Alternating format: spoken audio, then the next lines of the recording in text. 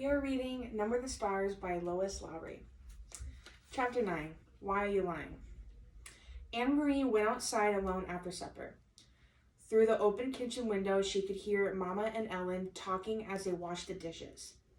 Kirsty, she knew, was busy on the floor, playing with the old dolls she had found upstairs. The dolls had been Mama's once, long ago. The kitten had fled when she tried to dress it and disappeared. She wandered to the barn where Uncle Henrik was milking Blossom.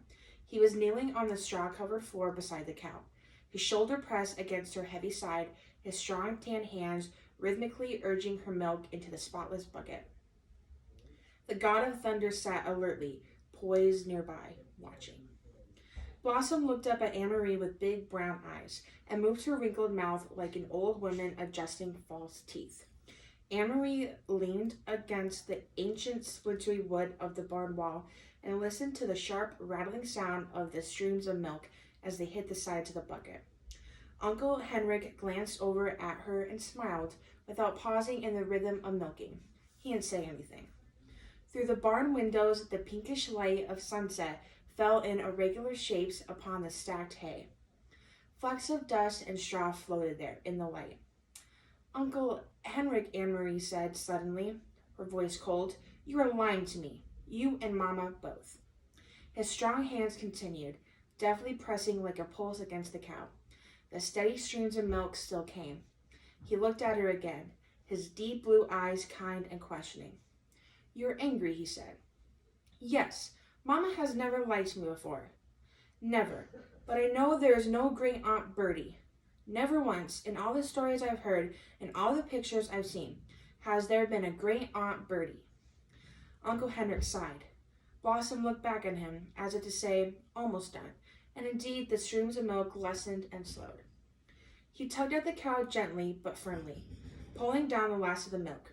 The bucket was half full, frothy on the top.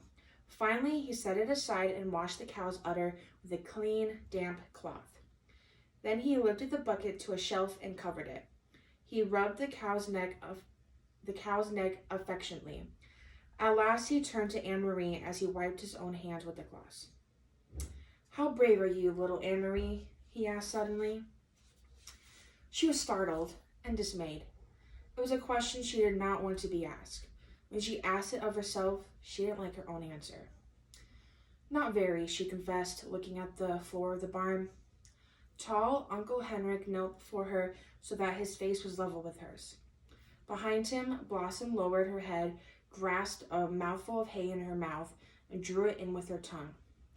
The kitten cocked its head, waiting, still hoping for spilled milk. "I think that is not true," Uncle Henrik said. "I think you are like your mama, and like your papa, and like me.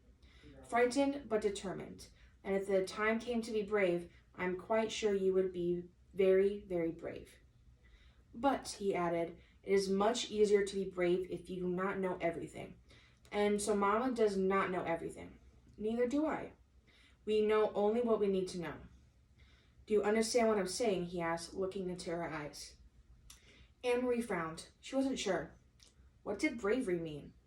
She had been very frightened the day, not long ago, though now it seemed far in the past, when the soldier had stopped her on the street and asked questions in his rough voice.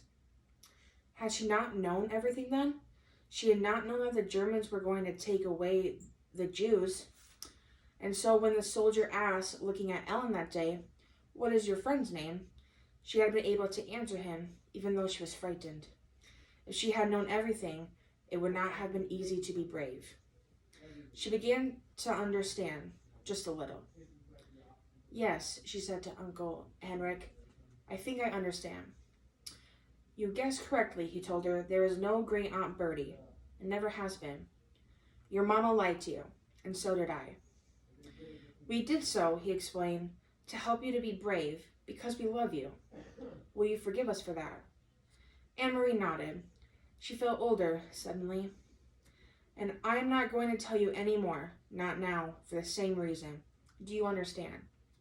Anne-Marie nodded again. Suddenly, there was a noise outside. Uncle Henrik's shoulders stiffened. He rose quickly, went to the window of the barn, stood in the shadows, and looked out. Then he turned back to Anne-Marie. "It is in the hearse," he said. It is Great Aunt Bertie, who never was. He smiled wryly. So, my little friend, it is time for the night of mourning to begin. Are you ready? Anne-Marie took her uncle's hand and led her from the barn. The gleaming wooden casket rested on supports in the center of the living room and was surrounded by the fragile, papery flowers that Anne-Marie and Ellen had picked that afternoon. Lighted candles stood in holders on the table and cast a soft, flickering light. The hearse had gone, and the solemn-faced men who had carried this casket indoors had gone with it, after speaking quietly to Uncle Henrik. Kirsty had gone to bed reluctantly, complaining that she wanted to stay up with the others, that she was grown up enough, that she had never before seen a dead person in a closed-up box, that it wasn't fair. But Mama had been firm, and finally Kirsty, sulking, had trudged upstairs with her dolls under one arm and the kitten under the other. Ellen was silent and had a sad expression. I'm so sorry your Aunt Bertie died, Anne-Marie heard her say to Mama, who smiled sadly and thanked her. Anne-Marie had listened and said nothing. So now I, too, am lying, she thought, and to my very best friend.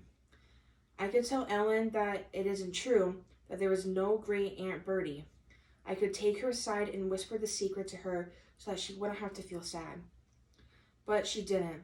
She understood that she was protecting Ellen the way her mother had protected her.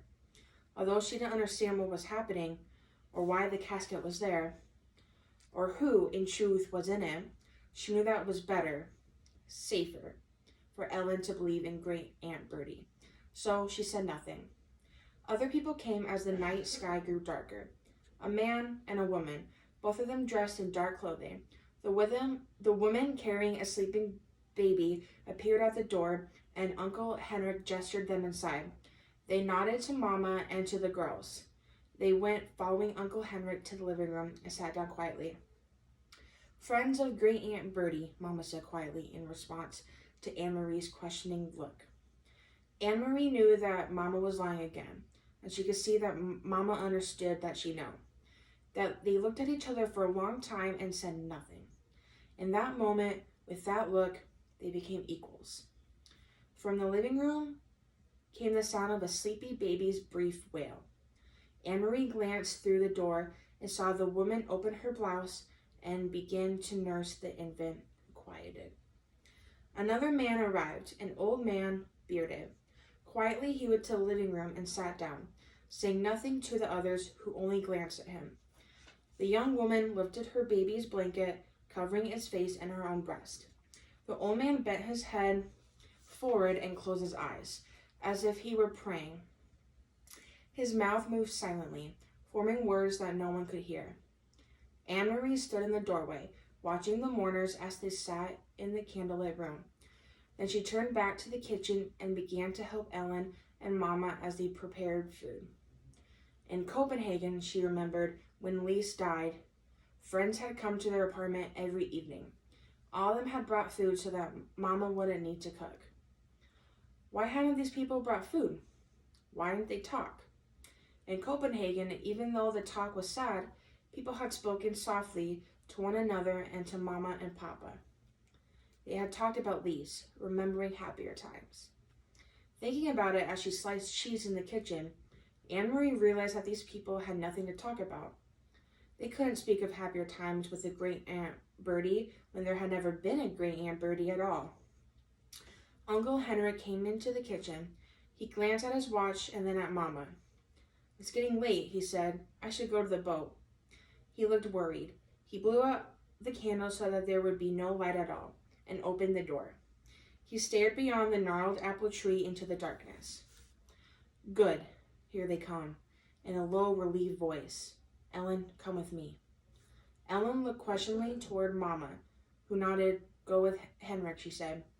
Anne-Marie watched, still holding the wedge of firm cheese in her hand, as Ellen followed Uncle Henrik into the yard.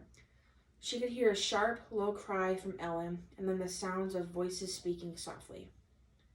In a moment, Uncle Henrik returned. Behind him was Peter Nielsen. Tonight, Peter went first to Mama and hugged her. Then he hugged Anne-Marie and kissed her on the cheek, but he said nothing.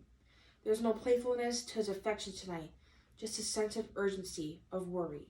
He went immediately to the living room, looked around, and nodded at the silent people there. Ellen was still outside, but in a moment the door opened, and she returned, held tightly, like a little girl, her bare legs dangling against her father's chest. Her mother was beside them.